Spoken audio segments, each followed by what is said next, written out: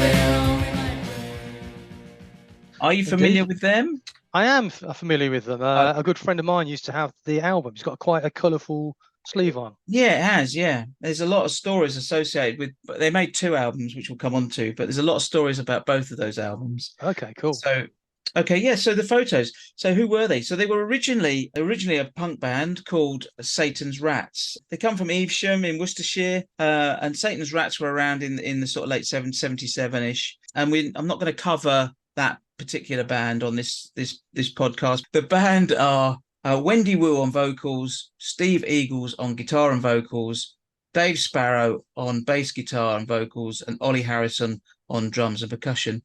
And Steve, Dave, and Ollie were in the Satan's Rats. And they then, the main guy within the Satan's Rats, a guy called Paul Rencher, who was the vocalist, then left the band, and they decided that they'd get a female singer. So they trawled around Birmingham, apparently, found Wendy Wu in Barbarella's nightclub. And famous nightclub. Yeah. Yeah, and they actually wrote a song about Barbarella's, particularly as they were closing it down, they wrote a song for that. I didn't have a record label. They were originally going to sign for Cherry Red Records, and that's a little bit of a circular thing because they did the re-release of their 2 albums. That they were going to release it, and apparently the record companies all got involved. They were getting a lot of publicity. They sort of tried. I think the business tried to market them as like the British Blondie. Yeah, I heard that actually, and they weren't very happy about that, were they? They preferred to be more aligned with kind of punk and new wave bands. They were, and actually Wendy Wu, I got a quote from her. She said, "I prefer to be like Susie and the Banshees than Blondie. The whole thing with us is the music, not the ritzy image. I've never considered myself as a sex symbol. No way." So cool. Yeah, I think that was probably the right way to go. But their early days, they were gigging constantly, and they toured extensively as The Photos with bands like Squeeze, The Undertones, The Police, Thompson Twins. I found an advert for a gig at the Lyceum with The Photos, a group called Michael DeBar's and his Checkered Past. I'll come on to that in a second. The Thompson Twins and TV21. Well, as you know, as we probably mentioned in most pods, TV21 are our go-to band. So we love TV21. Yeah, up and coming, that one. So, but what a great night that would have been. And I actually went to see them in St Albans City Hall, April in 1981, and that band, as I said, Michael DeBar's Checkered Past. The notable thing about them was I actually went to see the band and then sort of fell in love with The Photos. But I actually went to see because they had Nigel Harrison and Clem Burke from Blondie in his band. So you went to see another band and fell in love with the Photos. Yeah, Oh, yeah, brilliant. strange, That's a eh? great story. Yeah, I Yeah. know. Yeah. So the Photos signed to CBS, did one single, "I'm So Attractive."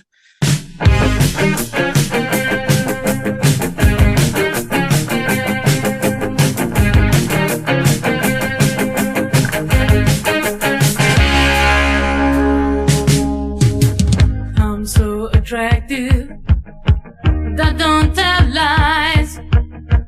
I always look so stunning, don't know why. It's just the talent that I have. I'm so intelligent too. Sometimes I think I'm wasting my time with you.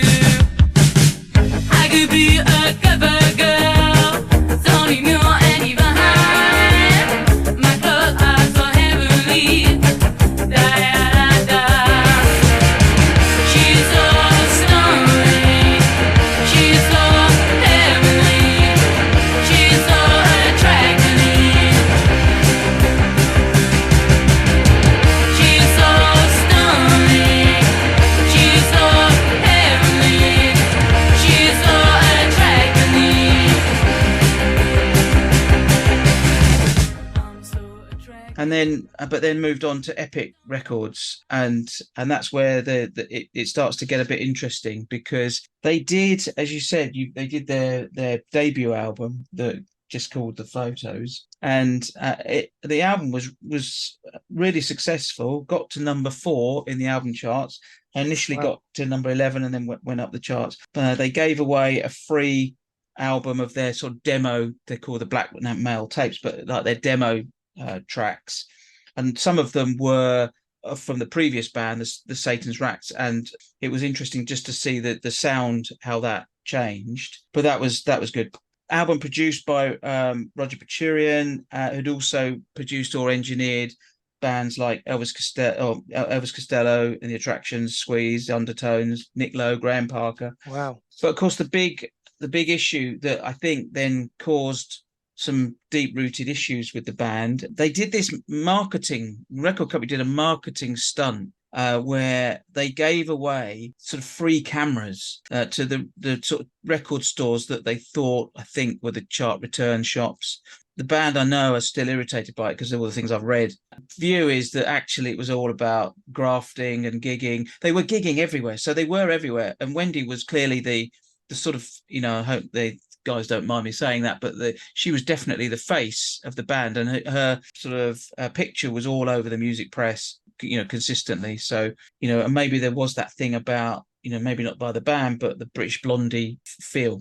Anyway, so that was, that was something I think that sort of has followed them, unfortunately, through their career. So did they ever appear on TV? They had a slot scheduled on Top of the Pops. Oh wow! And they did make a few TV appearances, but they did an Old Grey Whistle Test. But the Top of the Pops one, they must have thought that the world's against us, because that was cancelled due to industrial action at the BBC. Oh. But they did appear on, as I say, sort of showing the Netherlands, Top Pop, and the Old Grey Whistle Test, and they were broadcast. But and they had some singles that made the lower reaches of the chart. Irene got to number 56 in that EP. They had Barbarella's, so they were sort of doing okay, but not setting the world alight after that initial album. It sounds, it's a familiar story, isn't it, for the bands that we're covering here, that they're doing some great stuff and they're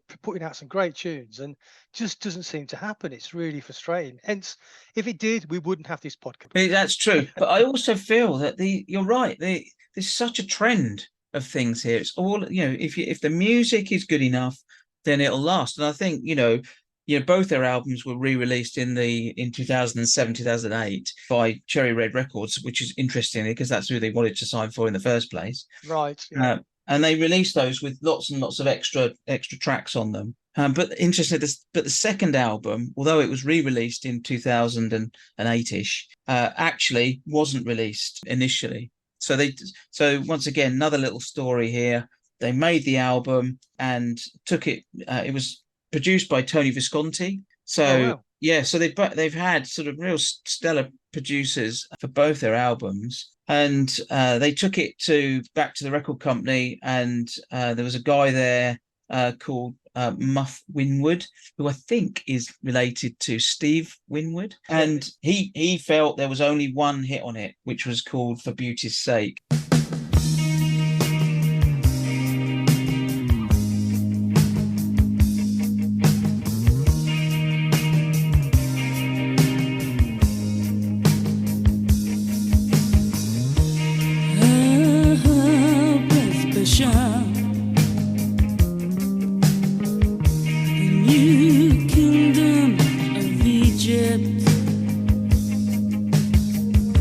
Centuries of tradition in pursuit of quality, from Assyria to King Solomon, desert hostility, battle of the pyramids, military society. For beauty's sake,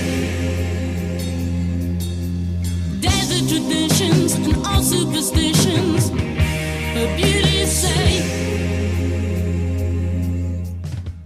And I've taken some of this info from some of the notes that they've made about the album, but he felt there was only one hit on it for Beauty's Sake, and basically said they've got to go out, re-record it, and write more hits. So they sent them away and said, write a hit. Well, as you know, that's if it was easy, everybody would be doing it. I know that's reminiscent of when the Jam did an album after the Modern World album, and the record company said, "Get out," threw them out, and Weller went away and came back with All Mod Cons. But like you say, managing to pull that out of the bag is how do you do it? No, it's tough. Yeah. I mean, they wrote a couple of songs that they thought would be hits. Charlotte and Will Win.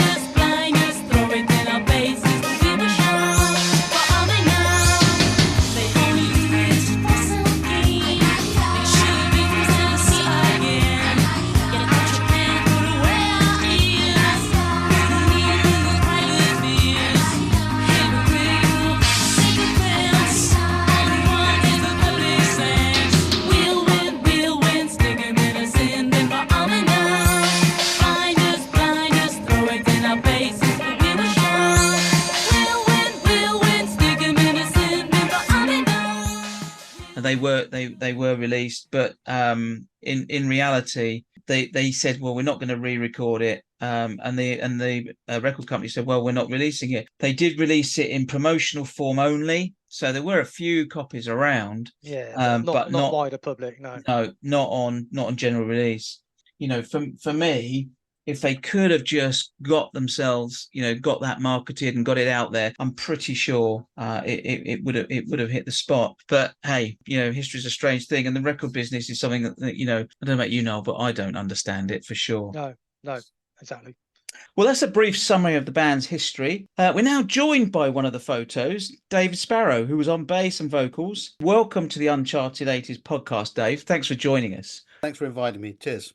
I guess we want to take you back to those first stages of the sort of back end of the Satan's Rats and into the photos.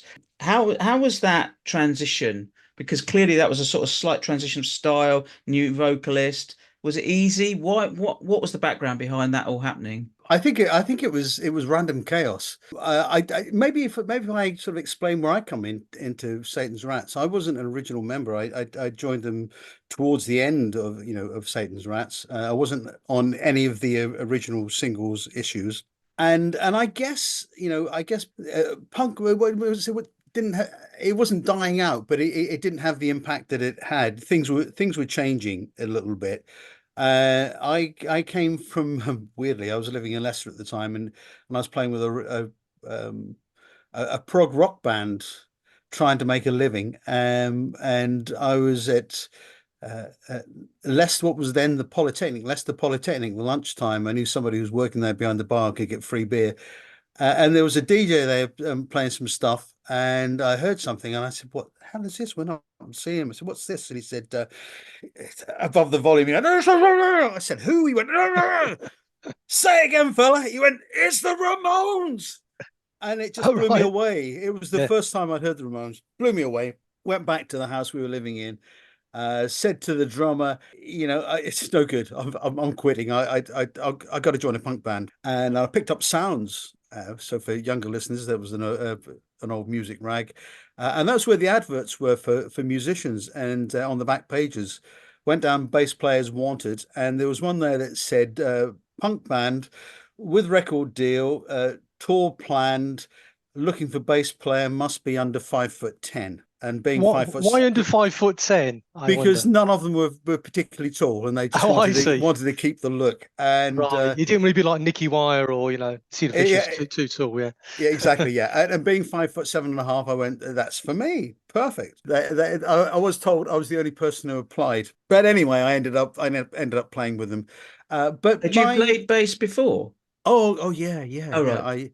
In fact, my first band at school, I think I was at 12, 13, first band, with Nick Kershaw.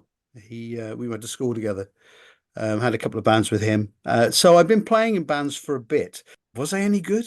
Who knows? I just loved doing it. It was the love of music rather than any particular ability, I think. The passion was there, and we'll come back to that a little later on. Actually, I came along. I had a slightly different sensibility, and things were changing. The new wave was beginning to come on the horizon, and I liked that. I loved the '60s influence in some of the stuff, and so I think things were beginning to change.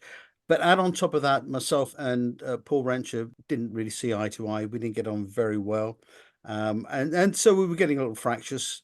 I think deep down we all understood it's probably the end of Satan's Rats. The time was up, and we're probably looking to change.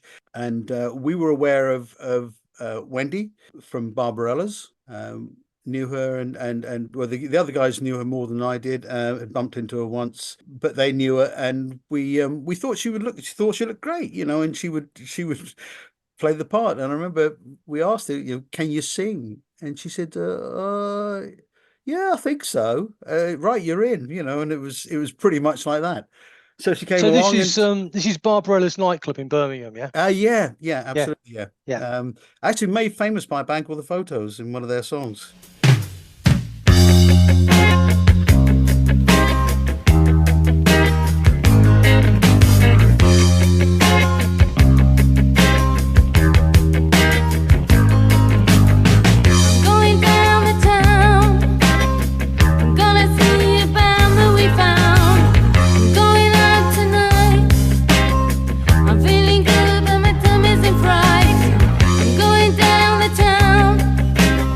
I'm gonna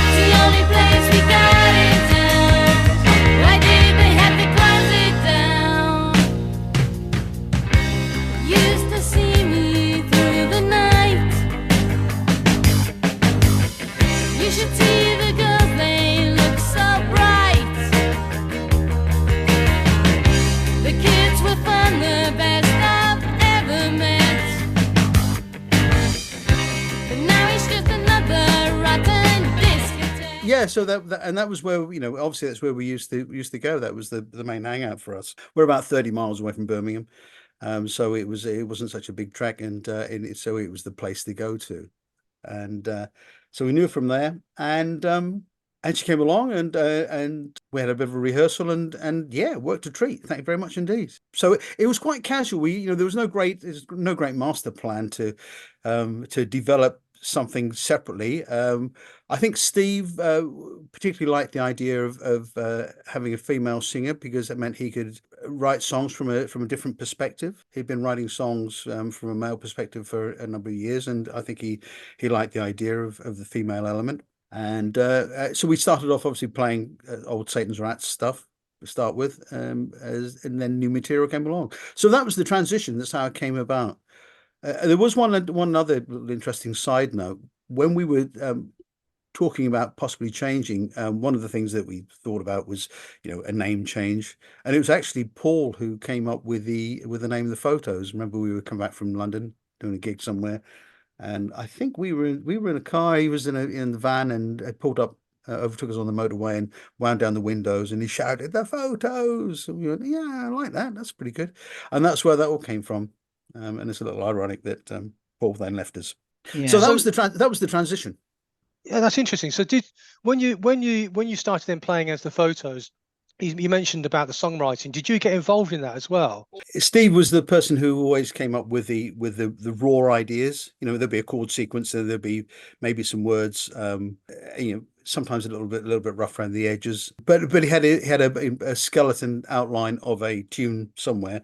But we worked on it all together, and I think one of the strengths of the photos is that we all brought something quite different to the table. But Steve was the creative genius, and I think he's proved that with subsequent bands that he's had, Bang Bang Machine in particular, who I thought were absolutely fantastic. So yeah, Steve brought the rough ideas. We worked on them. And we took in equal credit. Feels like, from reading stuff, the record industry wanted to sort of like tag you as almost like this sort of British Blondie type thing. I mean, that must have been, from what I've read, you probably didn't really appreciate that as a band. Looking back now, I can see why those connections were made.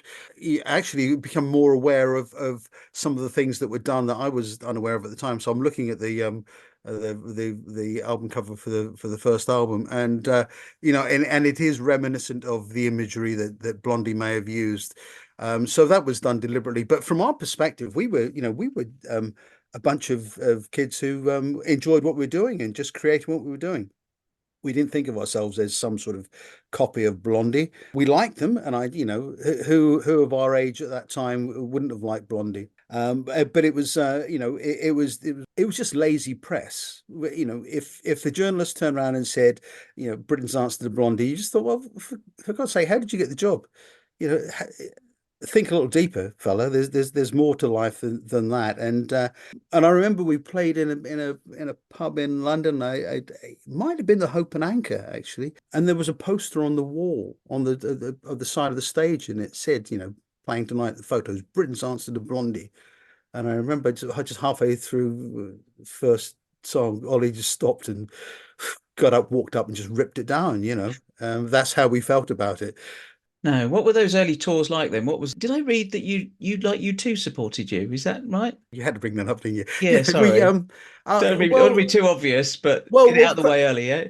Yeah, go on then. The first thing was that the first thing I want to say about it was that we were kids they were from the country. I was from the city, but we were pretty naive and wide-eyed, and it was fantastic. The just going out and playing almost every night, getting paid not much, but getting paid a little bit for it. But then beginning to mix with bigger names. We were lucky that we were on an agency, the same agency as established names. So the Police were there, Squeeze, Undertones, Thompson Twins, I think were on there. As a young band, you would go and support them on a tour. You were the obvious choice from the agent's perspective. So we were lucky. We toured with great bands. Did a couple of tours with the Undertones and Squeeze, and we did a couple of stints with the Police in Europe, which was fantastic. U2 were a new band, and they were unfortunate enough to have to support us on a couple of occasions. It's interesting. A friend of a friend, I can't remember who it was now, was speaking to our agent, and the agent said, "I've got two new bands, and one of them is going to be huge. Don't know who it is. It's either the Photos or U2." So I guess we drew the short straw, and they got the long one. So there you go. Yeah, we did. But of course, they were just like us. We didn't see ourselves as stars or special in that respect. All the people that we met were the same. They were just ordinary kids going out, making exciting music, and it was fantastic. I love those early days of the tours. They were the highlight of the Photos for me. It was later that it got not so pleasant. You mentioned about the police, and that was a stadium tour, I think, in Europe. That must have been really exciting, young guys, and when they're obviously getting out there and going all across Europe. And I guess, did you get great experiences from that?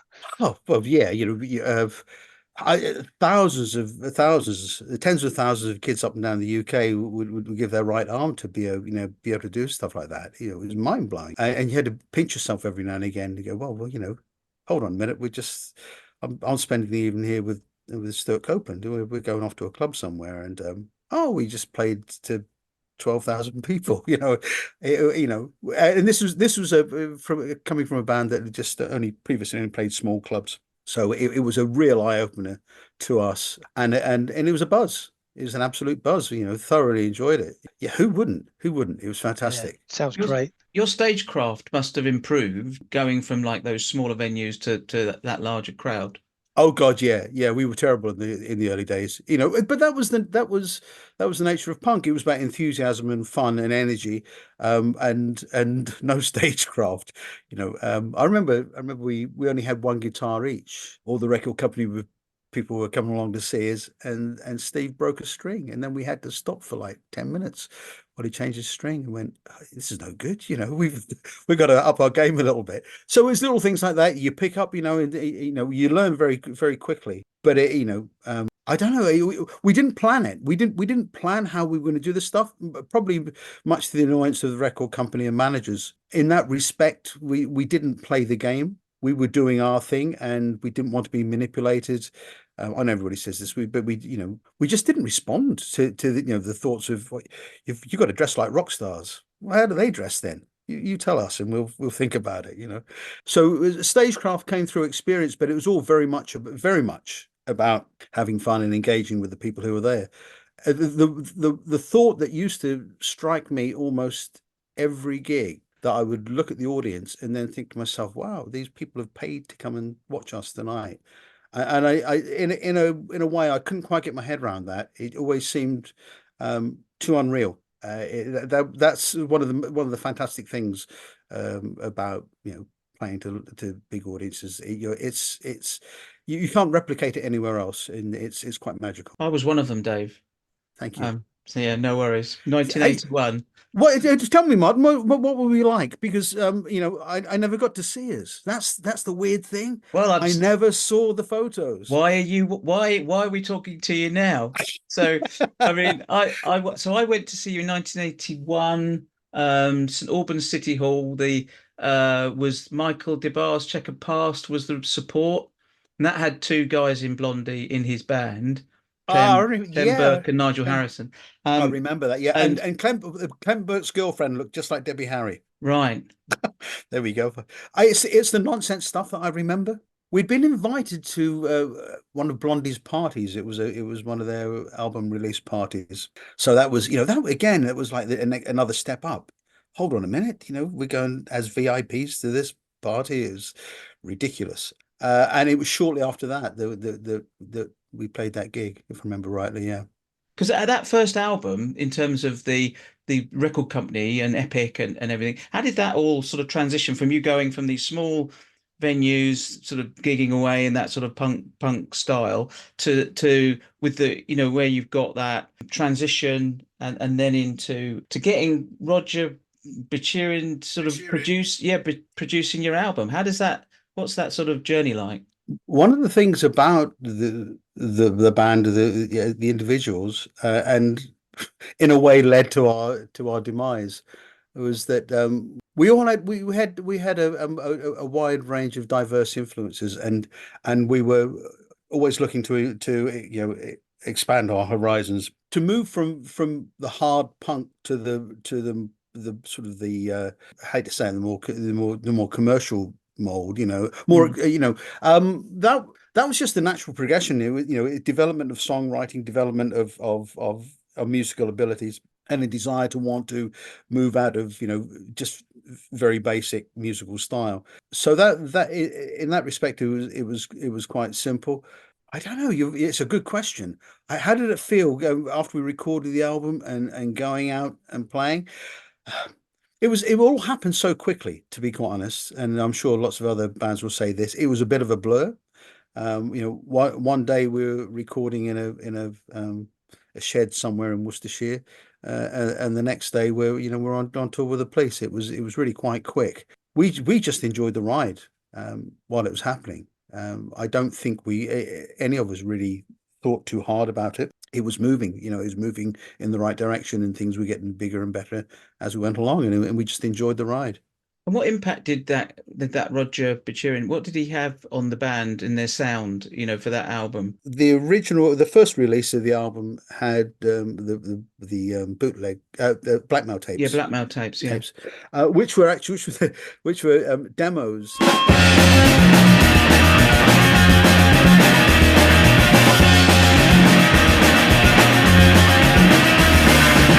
Still stuck in, she went, still stuck in. Tight sweater, she went, tight sweater. Still out to see, know what I mean, what I mean. Rather than say she no more, probably leave it anymore. Never do, it's a succeed. The last time I saw her, she was with a different man. Baby keeps on doing the rounds. Guess what, she can't, that's the last time.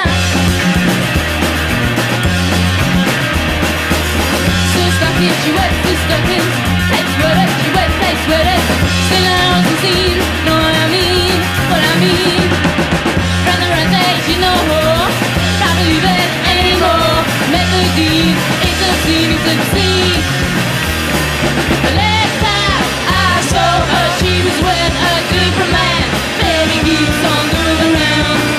Guess what she takes. So we recorded demos with a local guy.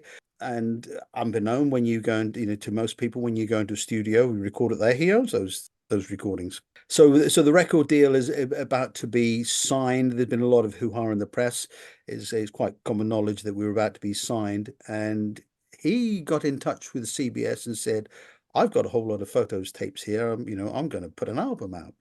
It's going to wreck your release. And if you, if you grease my palm with silver, I'll sell them to you," which they did. They bought them off him to stop him, ruining things. And I remember walking into CBS one day, and they said, "We've got this here. We're going to put it out with it, but we need some notes." And that's when I came up with, recorded in a garage somewhere in Worcester, as a dig at him.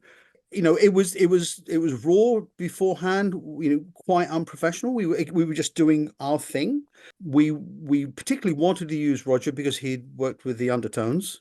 The Undertones were great favorites of ours. We thought they had the energy, the power, but still raw enough. And if he could capture that'd be great. But it was a huge eye opener. But he brought in all sorts of ideas that were particularly dear to me, because he's steeped in sort of 60s or even late 50s style of music as well. The stuff he did with Rockpile and all the rest of them, and they're all part of the same group. So he brought those influences, and then bringing in the strings, Yeah. which I never thought about. And now you tell me that we're through. And I'm so sad that I hate you. And now you tell me that we're through. Now you tell me that we're through.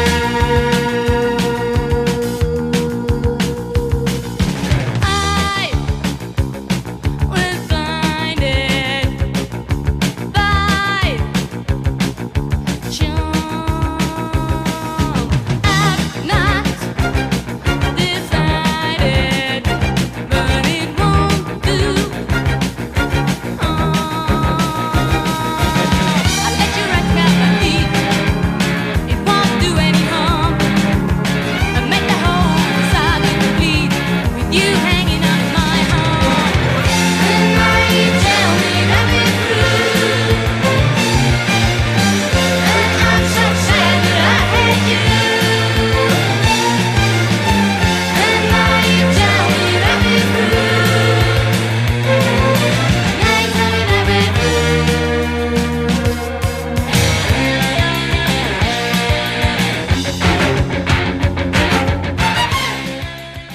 some people didn't like it. People who particularly like, you know, Satan's Rats. You know, there's always people who don't like change too much. But you know, the last thing we wanted to do was to be another Satan's Rats or put out another blackmail tapes. You know, we wanted to push ourselves and learn new stuff. Yeah, so the strings for us were, you know, mind blowing. Loved all that stuff. Loved layering all the vocals and things. Gave a different feel to us, which we obviously embraced. We loved that. That was good. Because that album is a mixture of styles, isn't it? You know, you can see that you've got the influence of that first the Satan's Rats band, but also you can see the songwriting evolving and changing with a lot more of the those sort of not necessarily commercial, but certainly more melodic songs, I would say. Yeah, I think that's typical for many young bands. You know, those songs were written over a fairly extended period, you know, a couple of years. So you're going to get you know, you get a lot of variation within that just for that purpose. It's you know, the second album, the difficult second album, is when you're forced to write it in a shorter period of time. I generally get it a bit wrong, and then by the third album, you know, people have clocked on. So it's often the third album that really breaks bands. Well, I'm still Yes, looking forward to the third album, Dave. I unfortunately there won't be a third Photos album. I did toy with the Good try. idea. I Yeah. did toy with the idea once because we never really toured the second album. No, You know, we no. did some. We did play some of it live, but not to any great extent. And of course, technology has moved on now, and it would be. I thought it would be great to go out, take that out, and to do that album with all the bells and whistles and the stuff that's on the Visconti album. That would be great fun. And I thought, well, yeah, I can't do it as the Photos. And then I thought maybe we could go out as Britain's answer to the Photos. There's a reference back to Britain's answer to Blondie. But I like that. I would love to do it. I would love to do it because I'm still very busy with music. Yeah. Well, I It's still just my think there's passion. that. I mean, we'll come on to that second album maybe in a minute, but Yeah. definitely that is got the strong for me the stronger set of songs on it. So you could definitely see that that change, and it's a travesty that it hasn't got more profile. You know the thing starts here to push that. Thank you. Yeah, But do that, Martin. I'm You going know, I'd to. listen to it I might be on occasionally. my own, but I'm No, going to do it, Dave. You and me. I will be with you all the way. You know, I don't, as I said, earlier on, I don't like to reminisce, and I don't like to live in the past. And I think the past is the past, and I'd rather do new and fresh and stuff. So I didn't listen to our recordings for many years, and then I listened to the Visconti album when it was re-released on Released. CD, and I went, you know, this sounds as fresh as it was then. You know, it's not out of place today. It doesn't sound like it was recorded all those years ago. No, one of the things we're finding, talking to some of the bands, is that the songs are really strong. If the song is really strong, then it doesn't matter, and as long as the production is still, you know, valid. You know, for me, those songs are super strong, and therefore they should be able to stand up even today. Let's talk about the promotion of that first album. Oh, thanks. Come on, you know what's coming. You've Is that got nothing to do with cameras, is it? No, And it the might be. enemy. Well, you've got two, haven't you? You've got the free album of the blackmail tapes, which I was delighted at because that's a good history and Yeah. process. Yeah, well, I think the blackmail tapes are perfectly valid. You know, it shows the transition I from agree. where we are And and cameras. Okay, it's a story though, isn't it? it is a story, but what twaddle? You know, anyone listening to this and think, yeah, okay, here's the story. To promote the album, the pluggers and all the salespeople offered cameras to the record shops as an incentive to display the album, to push it a little bit, and all of that sort of stuff. Which it goes on, you know, that's what marketing is about. Let's be real, people. That's what happens. It doesn't matter what you're selling. That's what happens. You got to get yourself to the front of the pile. But these cameras were like those really cheap disposable Instamatic cameras, right? Plastic things, probably worth a couple of quid, that somebody had printed I can't remember, it was printed on, or even stuck on the photos on the front of it. I mean, that's how cheap it was. I think the bottom line is some parts of the press didn't like us. They thought we were a manufactured pop outfit of some sort. Looking back, I can see why they felt that. Again, if you look at the record company's attempts to connect us to Blondie as Britain's answer to Blondie, the NME certainly would have, it wasn't their thing. They would have hated us for that. And they set out to get us. They'd bring us down in any way they could. I was really annoyed, not so much about what they did, but the way they did it.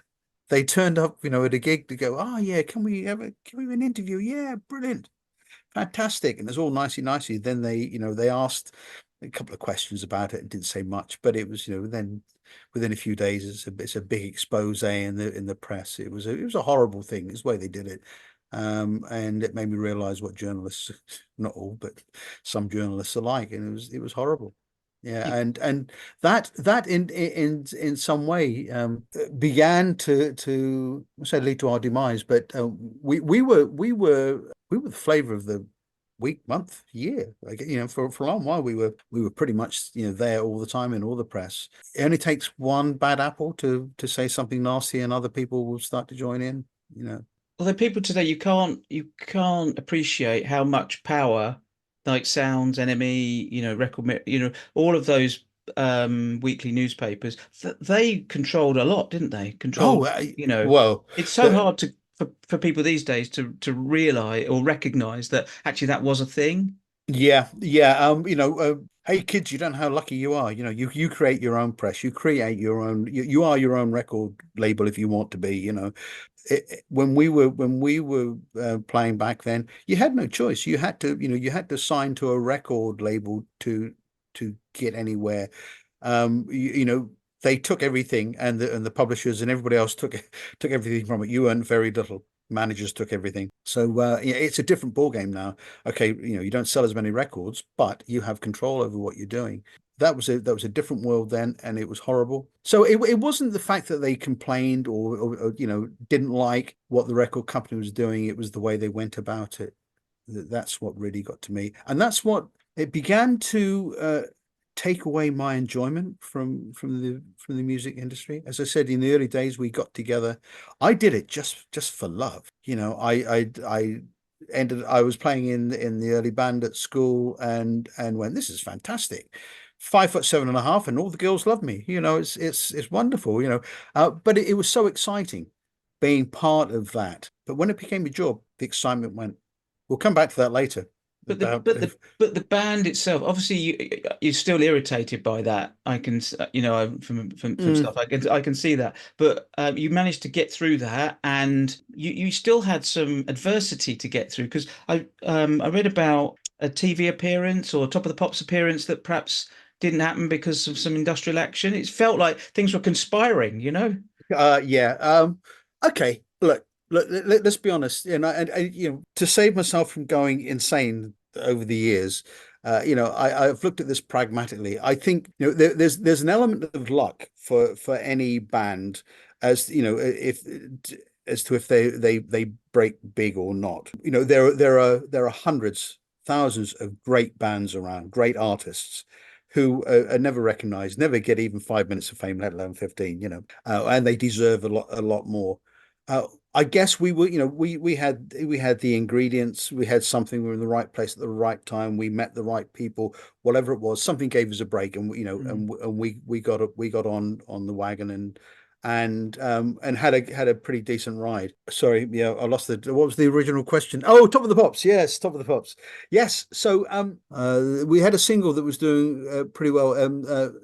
Irene. Irene, yeah. Yeah, and.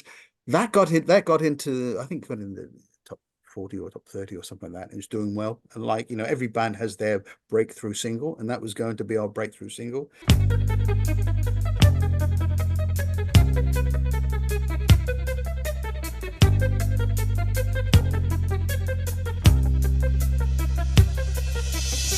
She wears all the latest fashions.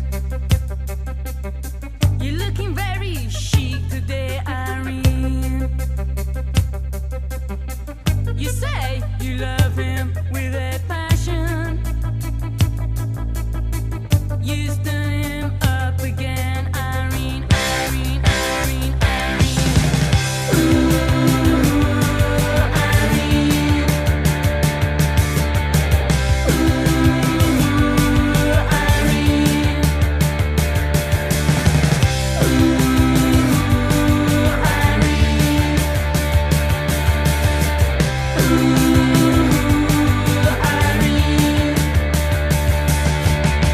When she doesn't get the way she cries,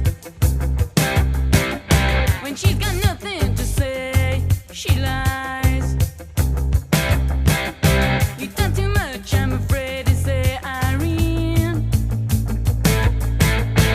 Yes, of course, I love your new lipstick, Irene, Irene, Irene, Irene. Ooh, Irene.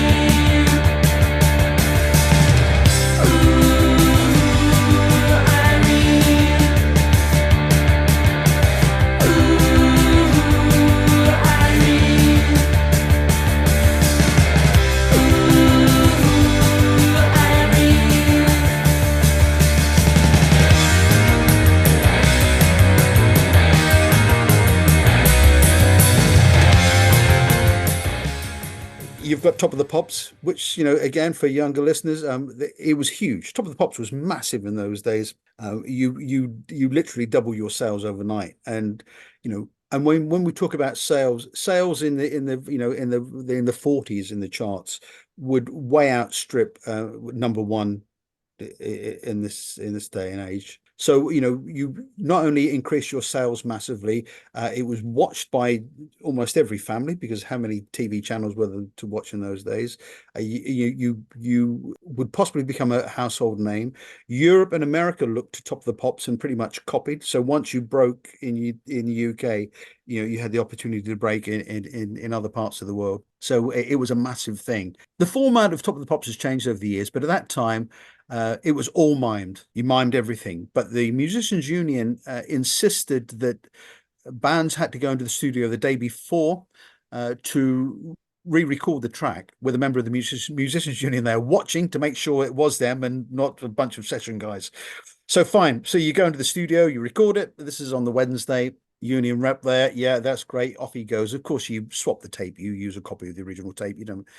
Something you took 4 or 5 days to record, you're not going to use the one you took an hour to record. So off he goes. We go back to the hotel. We're going to record Top of the Pops on the Thursday afternoon. Got a phone call that evening to say that Top of the Pops has gone off the air. The unions have gone on strike, and it was off air for I don't know, a number of weeks, 16 weeks or something like that. It was a fairly long strike, by which time, of course, it's lost all the momentum. And there you go. So around it was round about the same time that we had the bad press about the promotion. So there was that. There was the loss of that momentum, not doing Top of the Pops, and the energy starts to go. Not from us. I think we weren't very happy at the time, but the record company then goes, oh well, we've got altered images here. Let's say that's fresh and new. Let's give them a push, shall we? So things start to change. Yeah. But you get to a point where you start to make the second album then, and you called it a couple of times the Visconti album, but obviously he was quite a big producer, wasn't he? Oh yeah, massive. It was it was Steve's idea to use him. They said let's be honest, at this point, things were still going well for us. We were still still doing very well, and we were still looking to do the second album. And Steve said he would who would you like? And Steve's a huge Bowie fan. And he said, "Oh, Tony Visconti would be great." And I think was a bit blown away when we got him. And boy, was that an experience! That was something special. That was with all due respect to Roger Bashirian, it was a different approach altogether. Open to experimentation, a lot of experimentation, which I think I think you can hear when you listen to the album. Nothing was out of the question. Let's try this. Okay, then. Yeah, we'll give it a go. And sometimes it worked, sometimes it didn't. But it was great. Yeah, I learned a hell of a lot through that one. That was a it was a different album. And probably you could say it was a different band. We'd moved on in leaps and bounds. And one of the issues we had around the album, everybody when we finished it, everybody, record company and everybody said, "Hey, this is fantastic," and the record company said, "This is fantastic." But we don't know how to market it because it hasn't got those 3-minute singles that the other one had. We need a single. Go and record some singles, and it's like that's a kick in the teeth. We'd put heart and soul into this, as individuals, as a band, as musicians, we were, we were pushing our boundaries. We were learning and moving and changing, and to be told to go back and do what you did before because we like that better, it's not easy to take. Mm. So that was, and it was difficult, and we struggled to do that. It's not something that we could do easily. I think they were wrong. I think they said Oh, like, oh, totally the only wrong. single is For Beauty's Sake, and it's like I thought there were about 3 or 4 singles on there. So I think that, not that I'm an expert, but I But find that a well, bit A surprising, Life in a really. Day was a single. The first track was Yeah. released as a single.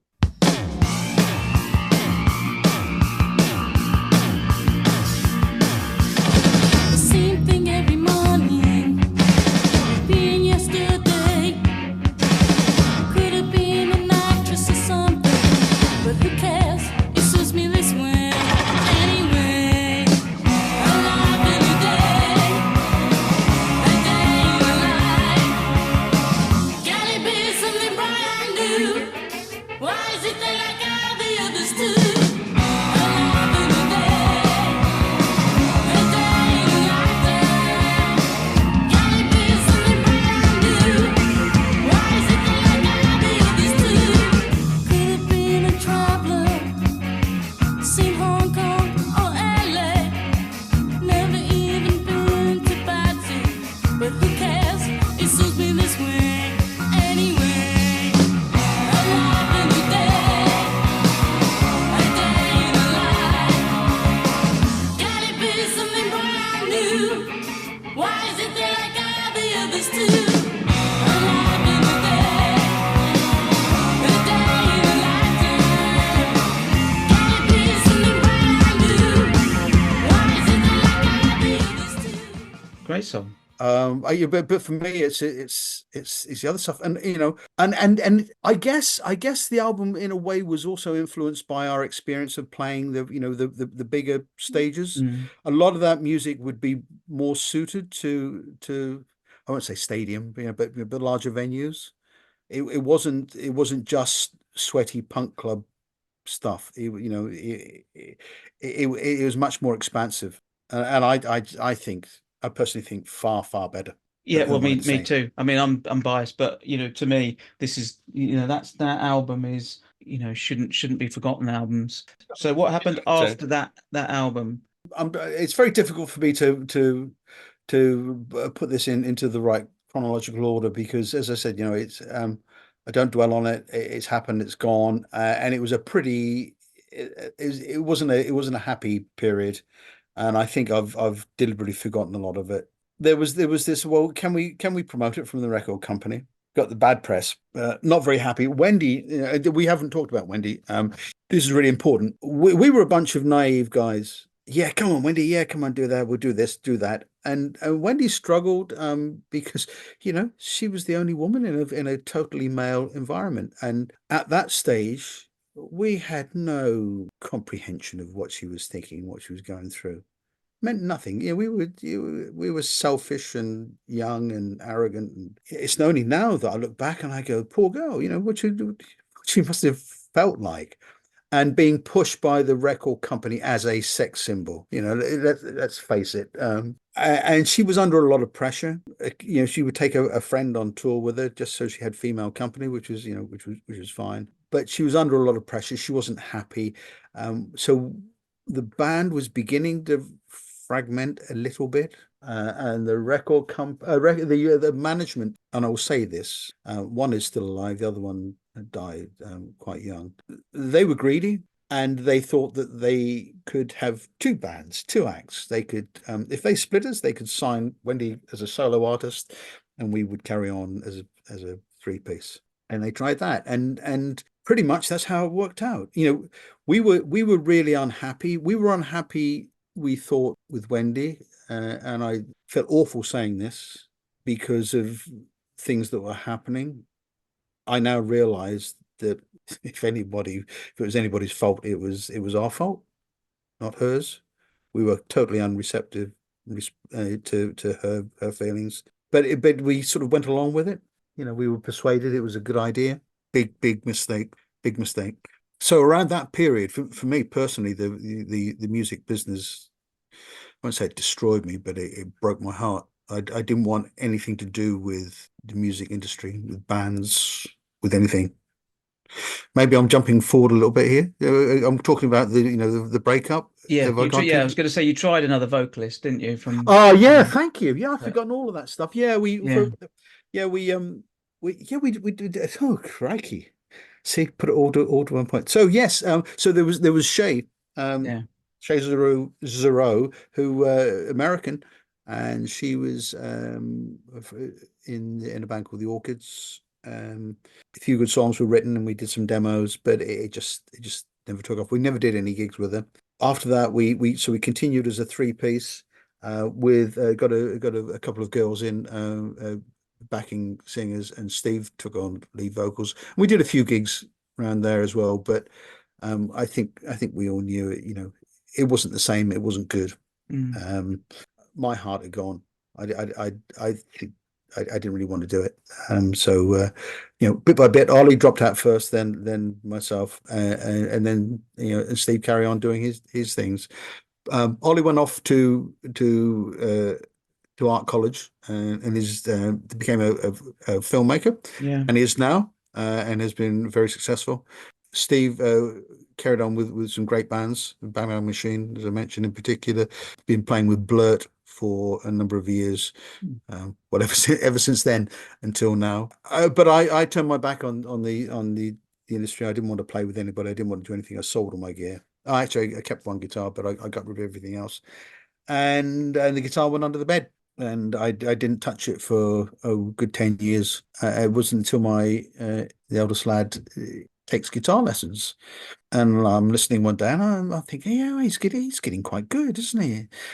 And it inspired me to pick my guitar up again and started playing. And it was around about that time. I was actually it was one of Steve's birthday. Actually, we were in a pub in Worcester, and upstairs, I remember I was looking over the balcony, and somebody came up the stairs and with their new boyfriend, and pointed to me and said, "Dave will play in our band." And I'd had a few beers, and I said, "Yeah, why not?" And that was it. And I came back to it. But no, this is the whole point of this. When I started playing again, as well as being terrified and all over the place and not knowing what I was doing, I had that same rush that I had when I was a kid. I felt the same as I did when with the early Satan's Rats, when I first started playing with them, and that excitement, and I realized what it was all about. And it was that actually made me realize how bad it had got at the end of the photos. Not because of the band, not because of the people. It wasn't that. It was the industry that was to blame. yeah. Are you still in touch with the others? Myself and Steve and Ollie have been recording recently. Oh, here we go then. So we've got 80s revival tour, the photos. No. Even Nice try, Martin. Nice Yeah, try. keep going. probably Yeah. even better still. Go Okay, on. so this all kicked off during COVID. Ollie's partner, Puss Johnson, has a band called Puss and the Dirty Johnsons. I apologize, Puss, if I get the terminology wrong, but it's I don't know what punkabilly styly. I don't know, but it was suggested that it would be fun, great fun during lockdown to record some Satan's Rats tunes. So it was suggested, and Steve asked me, and I don't think he finished his sentence. I said, "Yeah, I'll do it. Yeah, great. That'll be good fun." It took a while to get together, but eventually we had a half a day's rehearsal, put out an EP last year under the name of Satan's Cats. Okay, nice. See what we did there. I See what we did see there. what you Yeah. did there. Very nice. Very Yeah. clever. But got really well received. Great reviews all over the place, all over the world. It really surprised me. I thought, this is just a nostalgia thing. It'll be fun. We'll do it. Hey, great. But it was really good. Puss is a great singer, terrific energy. Myself and Steve have been playing in bands all our lives, so it was quite easy to pick it up.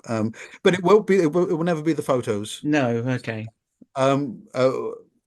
Wendy is definitely not going to do anything at all. Not interested, no. No. No, okay.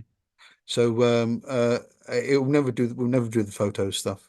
But that's as close as you get with Satan's Cats. Oh, well, that's okay. You can still do some of the songs, maybe. Maybe. It's not. Maybe I'll leave it at that. Yeah. You know, Okay. again, we'll see what happens. Yeah. I don't want it to be serious. I want you do what you do whatever you do as best as you can, and serious in that respect. But it has to be fun. Okay. Well, look, really appreciate your time. I'm conscious that we're probably just about to finish. So Okay, thanks, Martin we'll let you know. and Noel. Cheers. It's been a pleasure. It's been a trip down memory lane because you know more about it than I do. As I said, I never saw the photos, so you're the experts. I've forgotten so much of that stuff. Absolutely, but thank you very Brilliant. much indeed. It's been a pleasure. Thank Thank you. you. Best of luck, guys. Wish you well. Cheers. See you. See you now. Bye-bye. Bye-bye. Boy, we had no money. The evening stayed at home to sleep. By day it's such a sad affair. We're waiting for the final sleep. Their love lies broken and bleeding. The captive had their way. All the mothers are hopelessly bleeding. All their lovers to live another day. It's not as if bad breed. It's not a bad dream. By night it's still a sad affair. It is still unseen.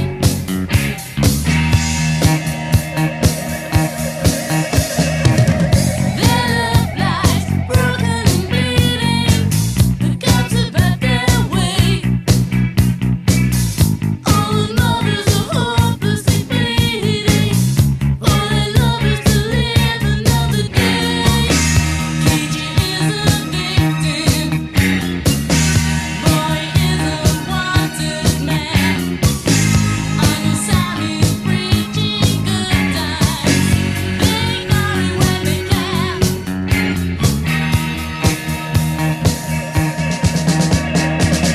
Their love lies broken and bleeding. The captive had their way. All the mothers are hopelessly bleeding. All their lovers to live another day. The final scene, the movie screen is never clean. The final scene, the movie screen is never clean. Well, thank you for listening to this episode of the Uncharted 80s podcast. As you know, we do our research from a variety of sources. Of course, if you want to add any more details to what we've talked about, correct us on anything, then you can, of course, contact us. Where can they contact us, Noel? Well, they can contact us on our email address, which is podcast@uncharted80s.com. Brilliant. Or you can do that via our Facebook group, The Uncharted 80s. Thanks, everybody, for listening. Thank you.